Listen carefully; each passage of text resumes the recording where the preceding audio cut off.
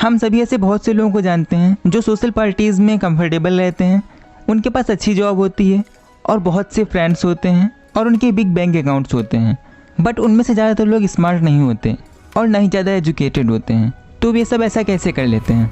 उनमें एक क्वालिटी होती है जिससे क्लाइंट्स बार बार उन्हीं के पास आते हैं और कस्टमर उन्हीं से बाय करते हैं, चाहे जितना कंपटीशन हो, और उनके बॉस के साथ भी अच्छे कनेक्शन होते हैं। और वो क्वालिटी है कम्युनिकेशन। उनके पास थाउजेंड्स ऑफ ट्रिक्स होती हैं जिनसे वो कम्युनिकेशन गेम को ईजिली खेल लेते हैं। तो आज मैं आपको इस वीडियो में ली लॉन्डलेस की book how to talk to anyone book से 10 ऐसी टेक्निक बताऊंगा जिससे आप अपनी कम्युनिकेशन स्किल को इम्प्रूव कर सकते हैं। हम आज इस वीडियो में सीखेंगे कि कैसे आप लोगों का इंटरेस्ट जान सकते हैं और कैसे आप बिना डायरेक्टली पूछे जान सकते हैं कि सामने वाला पर्सन क्या करता है, और तब आपको क्या कहना चाहिए जब आपके पास बोलने के लिए कुछ भी ना हो, और आप कैसे दूसरों को स्पेशल फील करवा सकते हैं। तो पहली टेक्निक है हेलो ओल्ड फ्रेंड। इस टेक्निक में आपको खुद के साथ एक मेंटल ट्रिक करनी है। आप जब भी किसी नए पर्सन से मिलें तो उसे एक ऐसे ओल्ड फ्रेंड की तरह देखें जिससे आप बहुत टाइम बाद मिल रहे हों और जिसकी सारी कॉन्टैक्ट इन्फॉर्मेशन आपने खो दी थी। अब ऑब्वियसली आप उससे गले मिलकर ये नहीं कहेंगे कि तुम मेरे पुराने दोस्त हो। बस आप जब भी नॉर्मली बोलें जैसे हेलो या प्लेजर टू मीट यू, तो ये फील करके बोलें कि आप अपने पुराने दोस्त से बोल रहे हैं। और अगर आप उनसे बात कर रहे हैं जो पहले से ही आपके दोस्त हैं, तो अगर आप उनसे ऐसे बात करें कि आप उनसे लास्ट टाइम बात कर रहे हों, तो इससे भी आप इजीली अपनी कम्युनिकेशन और रिलेशनशिप इम्प्रूव कर सकते हैं। Technique number 2, the flooding smile. अगर आप किसी को देखकर स्माइल करते हैं तो ये चीज़ उन्हें अच्छा और सेफ फील करवाती है और इससे लोग आपसे बात करने में कंफर्टेबल भी रहेंगे। और अगर आप अपनी स्माइल को और पावरफुल बनाना चाहते हैं तो इमीडिएट स्माइल करने से अच्छा है कि आप दूसरे पर्सन को देखें और कुछ सेकंड रुकें, तब एक बिग स्माइल करें, जिससे लोगों को ये सिग्नल मिलेगा कि आपकी स्माइल जेन्युइन है और सिर्फ उनके लिए है। Technique number 3, sticky eyes. अगर कोई आपसे बात कर रहा है और आप इधर उधर देख रहे हैं, तो चाहे आप जितनी ध्यान से उसकी बातें सुन रहे हों, उसे यही लगेगा कि आप उसकी बातों में इंटरेस्टेड नहीं हैं। इसलिए दूसरों की बातें सुनते टाइम इधर उधर देखने की जगह पर सामने वाले की आंखों में देखें। मेक श्योर आपको घूरना नहीं है। Technique number 4, make a mood match. मान लीजिए आप सैड होकर कहीं बैठे हैं और कोई अगर बहुत ही एक्साइटेड होकर आपसे बातें करने लगता है, या आप बहुत ही खुश हैं और कोई आकर के आपसे बहुत ही सैड होकर बातें करता है, तो इन दोनों ही सिचुएशन में आप उस पर्सन से बात करना नहीं चाहेंगे, स्पेशली अगर वो आपका क्लोज नहीं है तो। इसलिए जब भी किसी से बात करने जाएं तो सबसे पहले उसकी टोन और मूड को देख लें, और अगर वो एक्साइटेड है तो एक्साइटेड होकर, और अगर वो सैड है तो लो टोन में उससे बात करें। और फिर अगर आप चाहें तो धीरे धीरे अपनी एक्साइटमेंट लेवल बढ़ा सकते हैं, जिससे उसे भी अच्छा लगेगा और आपको भी। इसलिए याद रखिए, पहले दूसरों के वर्ड में एंट्री करें, फिर उन्हें अपने वर्ड में लाएं। Technique number 5, be a word detective. अगर आपको किसी का इंटरेस्ट जानना है तो आपको उसकी बातें एक डिटेक्टिव की तरह सुननी चाहिए और आपको ये ढूंढने की कोशिश करना चाहिए कि सामने वाला किस टॉपिक में बात करने में इंटरेस्टेड है।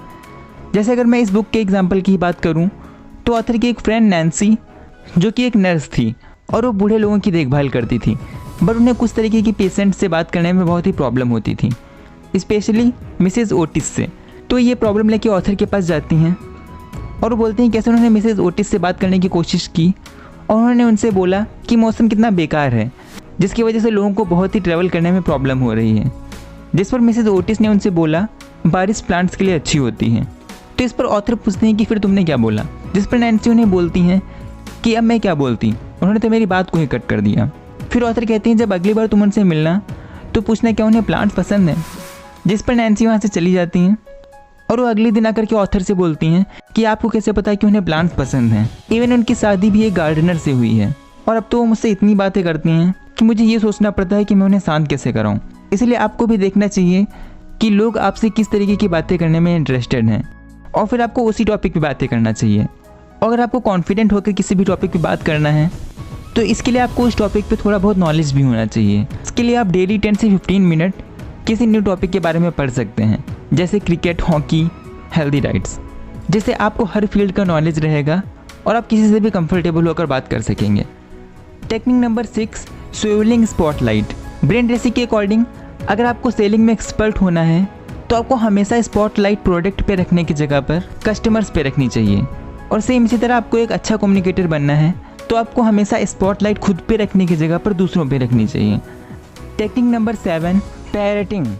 जैसे टेनिस में बॉल हमेशा एक साइड से दूसरी साइड जाती रहती है, उस तरह जब भी आप बातें करते हैं तो पहले फर्स्ट पर्सन बोलता है, फिर सेकंड पर्सन, और फिर फर्स्ट और फिर सेकंड। इस तरह अगर आप जिससे बात कर रहे हैं वो अपनी बात ख़त्म कर चुका है और अब बॉल आपकी साइड में है और आपको नहीं पता है कि अब क्या बोलना है, तो आप ऐसे टाइम में पैरेटिंग टेक्निक का यूज़ कर सकते हैं। जैसे एक पैरेट दूसरे की बातों को रिपीट करता है, सेम उसी तरह आपको दूसरों की बातों के कुछ लास्ट वर्ड क्वेश्चन की तरह रिपीट करने हैं। जैसे अगर आपका दोस्त आपसे बोलता है, मैंने आज रास्ते में श्याम को देखा, तो आप बोल सकते हैं श्याम को देखा। और फिर अगर वो कहता है कि हाँ वो मूवी देखने जा रहा था, तो आप बोल सकते हैं मूवी देखने। और इसी तरह आप सिर्फ लास्ट के कुछ वर्ड को रिपीट करके कम्युनिकेशन को आगे बढ़ा सकते हैं। टेक्निक नंबर 8, बिना किसी से डायरेक्टली पूछे कैसे पता करें कि वो पर्सन क्या करता है। हम किसी के पास भी जाकर के ईजिली पूछ सकते हैं कि आप क्या करते हैं, बट बहुत से लोग कंफर्टेबल नहीं होते इसका आंसर देने में, इसलिए आप डायरेक्टली उनसे आप क्या करते हैं पूछने की जगह पर आप उनसे पूछ सकते हैं आप ना ज़्यादातर टाइम क्या करने में लगाते हैं, जिससे सामने वाला भी कंफर्टेबल रहेगा इस क्वेश्चन को रिप्लाई करने में। Technique number 9, communication. जब भी आप कोई सेंटेंस बोलें तो उसमें यू ऐड करें, क्योंकि अगर आप आई, मी और माई सेल्फ जैसे वर्ड यूज़ करेंगे तो उससे दूसरों को कोई फ़र्क नहीं पड़ेगा। जैसे अगर आप किसी से बोलते हैं मुझे आपका शर्ट अच्छा लगा, या बोलें आप इस शर्ट में अच्छे लगते हैं, तो दूसरा सेंटेंस ज़्यादा बेटर है। या अगर आपको बॉस से छुट्टी चाहिए और आप उनसे बोलते हैं कि मुझे इस फ्राइडे को छुट्टी चाहिए, या आप बोलें कि आप फ्राइडे को मेरे बिना ही काम कर लेंगे, तो इसमें सेकंड सेंटेंस बेटर है। Technique number 10, an exclusive smile. मान लेते हैं आप किसी पार्टी में जाते हैं और होस्ट आपको एक गिफ्ट देते हैं, तो आप स्पेशल फील करेंगे, बट अगर वो वही सेम गिफ्ट सभी को दें तो आपको उतना स्पेशल फील नहीं होगा। इसलिए सभी को सेम तरह की स्माइल देने से अच्छा है आप इम्पॉर्टेंट पर्सन को बिग और एक्सक्लूसिव स्माइल दें। तो ये कुछ टेक्निक्स मैंने आपको बताई book how to talk to anyone से, जिसमें 92 छोटी टेक्निक्स हैं जिनसे आप अपनी कम्युनिकेशन स्किल को इम्प्रूव कर सकते हैं। बाकी की कुछ टेक्निक्स मैं आपको इस वीडियो के पार्ट 2 में बताऊंगा, so make sure you subscribed. तो आज के लिए बस इतना ही। Thanks for watching.